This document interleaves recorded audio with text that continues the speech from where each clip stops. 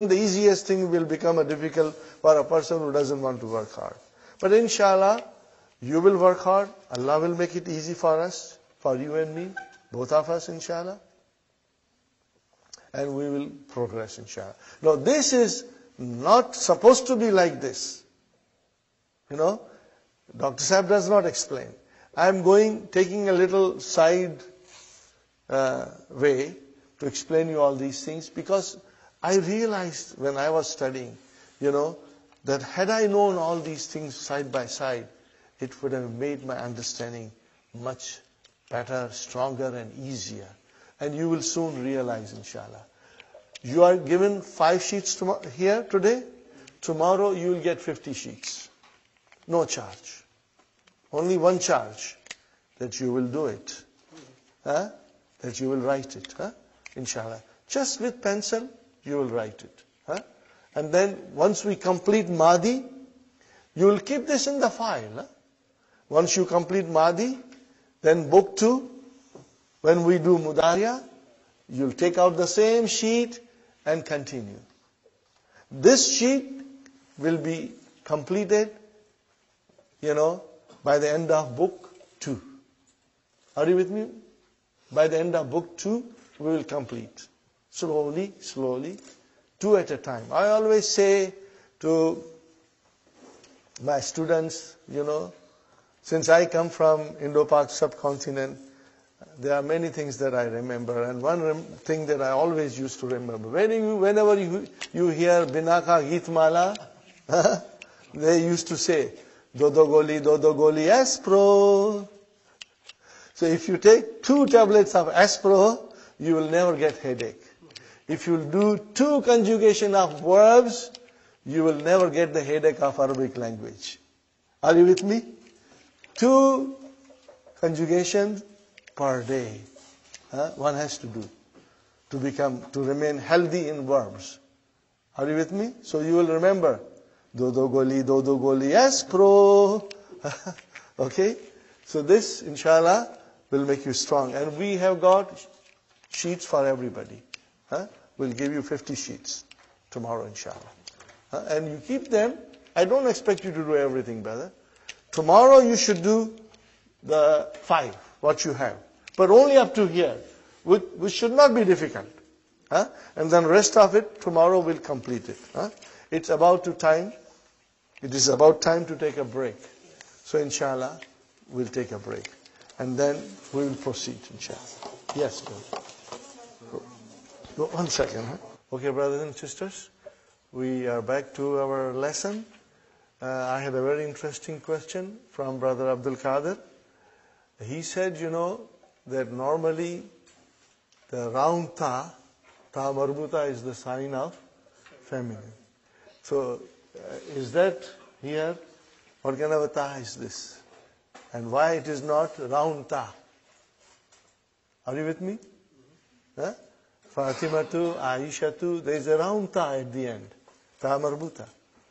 So I explained him that, brother, that rule only applies to the nouns.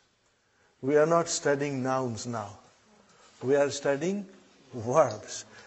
In the verb, there is no ta marbuta. In the verbs, they are all open tas. So, kharajat, ta has a sukoon. And we call it ta utanisi. But it is open ta. And this is kharajat plus alif. When alif came, the sukoon changed into fatah. Kharajata. So, if I analyze this to you, brothers and sisters, if I analyze this verb, it has 3 parts. How many parts, brother? 3 parts. Brother Abdul Samad, what are those 3 parts? Okay, that is the verb. Fi'al. And what is this, brother? No, ta'utanisi. Never ever say damir. What is it? What is ta'utanisi, Sister Salma? Sign of feminine. That the doer of the action are feminine. Feminine. Doer of the action is a feminine. So, fi'al, then tau sign of feminine, and now, okay, we got two things done. Where is the fa'il? Then fa'il is the alif. Are you with me? Is it clear?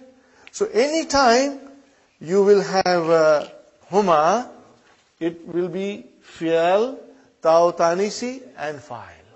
Huh? Inshallah, you will remember it. Okay. The humma we don't use very often, but it is there in the Quran. It is there in the Quran. So, one of the students, when we were doing this,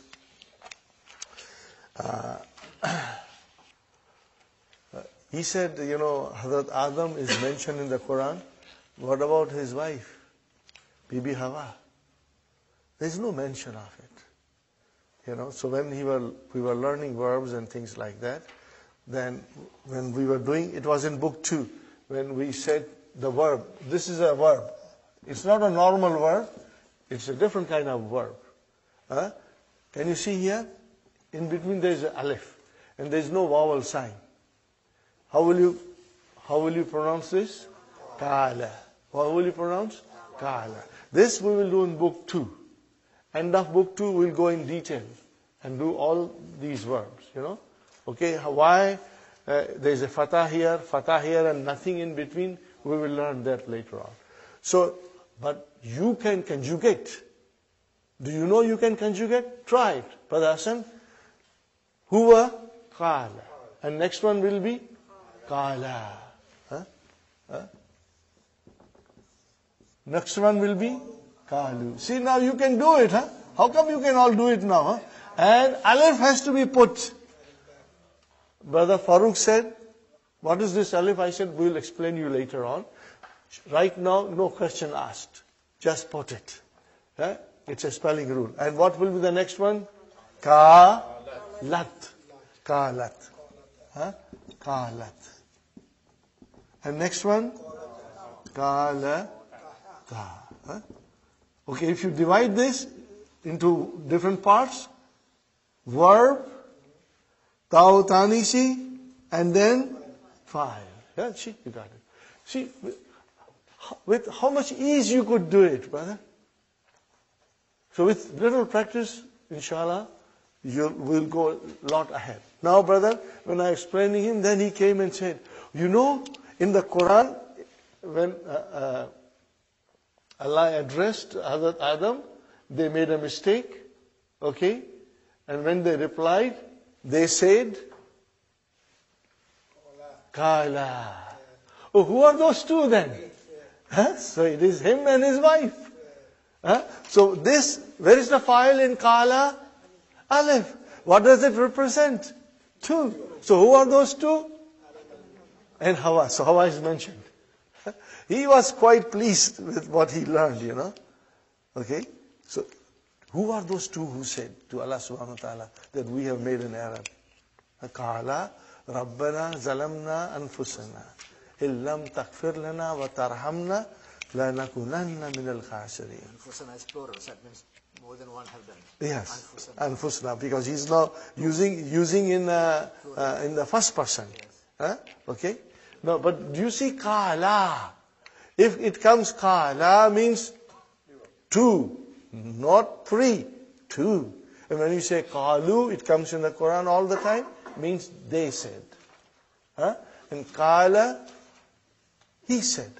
Qalat, she said. Are you with me? It's very easy, brother, inshallah.